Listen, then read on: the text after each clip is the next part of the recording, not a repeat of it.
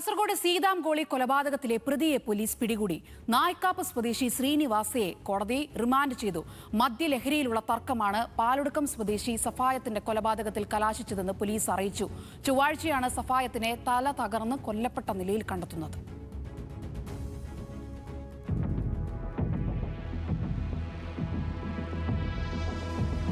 കാസർഗോഡ് സീതാംകോളിയിൽ ഡ്രൈവറെ തലക്കടിച്ചു കൊന്ന കേസിലെ പ്രതി കുമ്പള നായ്ക്കാപ്പ് ഇച്ചിലമ്പാടി കൊടിയമ്മ സ്വദേശി ശ്രീനിവാസയാണ് പിടിയിലായത്.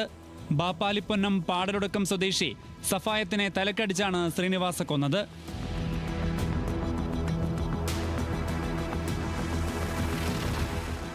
മദ്യലഹരിയിലുള്ള തർക്കമാണ് കൊലപാതകത്തിൽ കലാശിച്ചതെന്ന് പോലീസ് അറിയിച്ചു. സീതാംകോളി പെർള റോഡിലെ ബിവറേജസ് ഔട്ട്ലെറ്റിന് സമീപത്തെ ആളൊഴിഞ്ഞ കെട്ടിടത്തിനകത്താണ് കഴിഞ്ഞ ദിവസം മൃതദേഹം കണ്ടെത്തിയത്. മരക്കൊമ്പ് കൊണ്ടുള്ള അടിയേറ്റ് തലയ്ക്ക് പരിക്കേറ്റ നിലയിലായിരുന്നു സഫായത്തിന്റെ മൃതദേഹം. മരക്കൊമ്പ് സംഭവസ്ഥലത്ത് നിന്ന് കണ്ടെടുത്തിരുന്നു. ചൊവ്വാഴ്ച ഉച്ചയോടെയാണ് ചോര വാർന്ന നിലയിൽ മൃതദേഹം കണ്ടെത്തിയത്. തിങ്കളാഴ്ച സഫായത്തും ശ്രീനിവാസയും തമ്മിൽ വാക്കുതർക്കവും ബഹളവും നടന്നിരുന്നു.